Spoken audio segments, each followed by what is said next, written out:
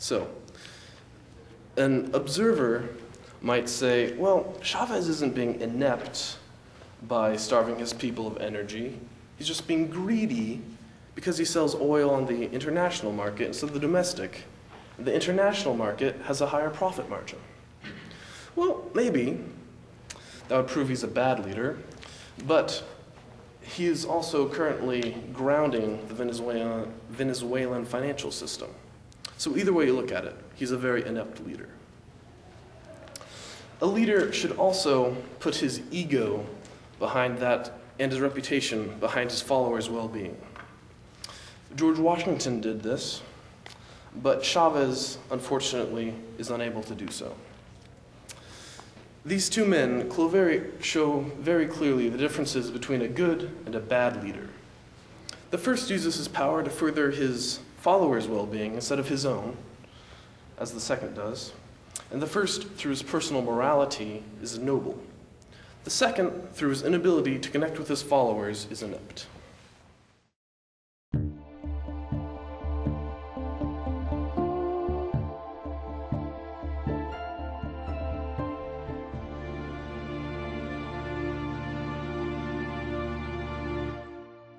Contestant number 3, communications, the key to leadership. Communications, the key to leadership, contestant number 3.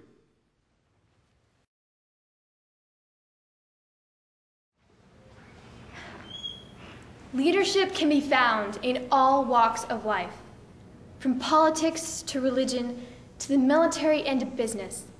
Leaders need to be able to communicate their ideas and visions effectively. They must have a strong character and the courage to take risks. Two outstanding leaders from the political and business fields, respectively, were President Ronald Reagan and James Cash Penney. Ronald Reagan was born in 1911 to a poor family in Illinois. Though Mr. Reagan had a troubled childhood, that did not stop him from setting his sights high and achieving a great deal of accomplishment in his life. After college, he became a well-known radio sports announcer in the Midwest. His lifelong dream was to go to Hollywood, California. Reagan's movie career spanned from 1937 to 1964. During this time in Hollywood, he honed his communication skills while being an actor in the movies and president of the Screen Actors Guild. During his entire life, he had been interested in politics. In 1966, he was elected governor of California. Through communication with the House and Senate in California, he was able to help slow down government spending and help pass a welfare reform program. In 1980, he ran for President of the United States and won with an overwhelming majority. The people loved his down-to-earth, normal, everyday style of speaking. During his presidency, he had to cope with a recession and tough economic problems with much public criticism.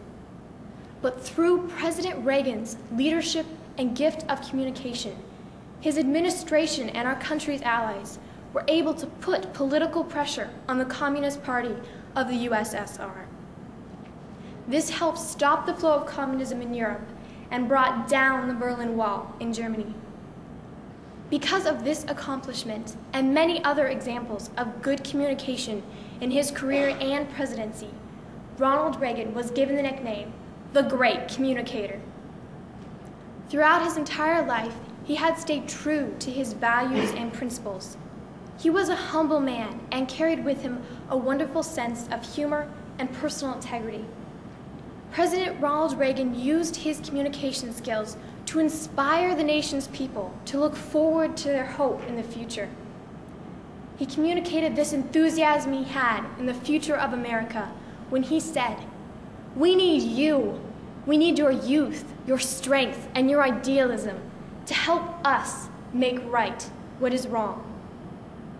Similar to President Reagan, James Cash Penney used his communication skills to further the success of his business. James Cash Penney was the entrepreneur who started J.C. Penney & Company.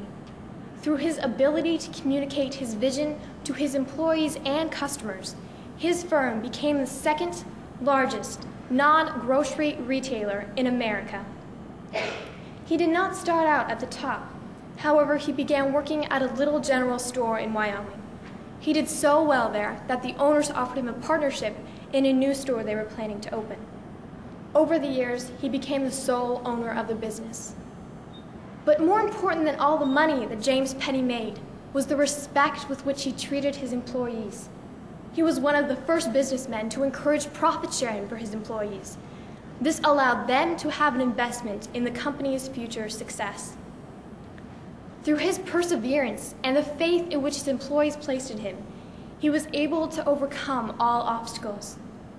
With Mr. Penney's leadership and gift of communication, his administration and our country's allies, through his gift of communication, he was able to develop the very successful chain of J.C. Penney stores. Both of these men used their communication skills to inspire people. We need to possess the art of good communication skills. Ronald Reagan inspired the citizens of the United States, while James Penney inspired his employees. Men and women become great leaders because they don't accept defeat, and they have the courage to face every struggle. We must learn from the past great leaders how to communicate effectively. As we communicate effectively our ideas and visions to the people around the world, we will become the future great leaders of America.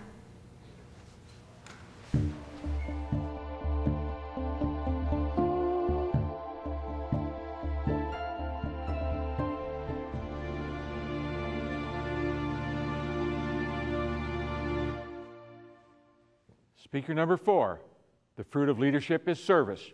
The fruit of leadership is service. Speaker number 4.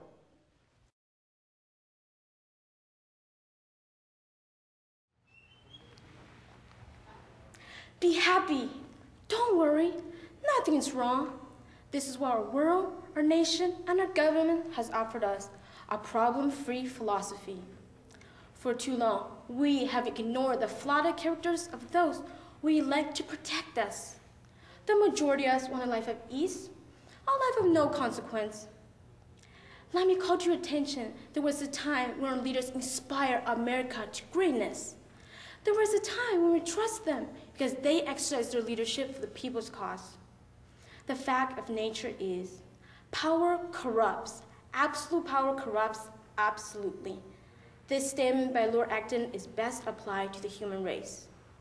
We have seen this downfall throughout leaders' history. Hitler, Stalin, Mao, and many others. Don't let their tempting promises persuade you to think that they can take out without suffering and all pain. During the Great Depression, Hitler promised the German people that if they voted for the National Socialists into office, Germany would change. He promised to bring order, wealth, and greatness to Germany. What were the results? The elimination of millions so-called inferior people. And Stalin, the iron ruler who was determined to make Russia powerful by sending 15 million people to the Gulag archipelago, starved 6 million, and executed, deported, imprisoned another 9 million Russians. Another example of the result of total power can be seen in Mao. He intended to make China the largest, most powerful and wealthiest nation in the world by copying the Soviet Union. But it brought famine, and 30 million people died. Do you recall the massacre in Tiananmen Square? Thousands of students were slaughtered because they demanded that the leadership of China change. Good leadership is a service performed for others. It is not ownership or control. In too many arenas, we see our leaders' self-serving natures weaken the value of good leadership.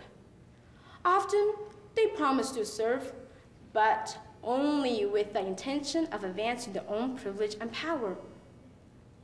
Good leadership is a service performed for others. It is not ownership or control. Leaders who have chosen service over self-interest have been held in high regard. George Washington provides a supreme example of this kind of leadership. Washington is remembered for his strength of character and discipline, his selfless devotion to his people. Good leadership is and has always been and shall always be a selfless action. few would doubt the need for a leader like Washington.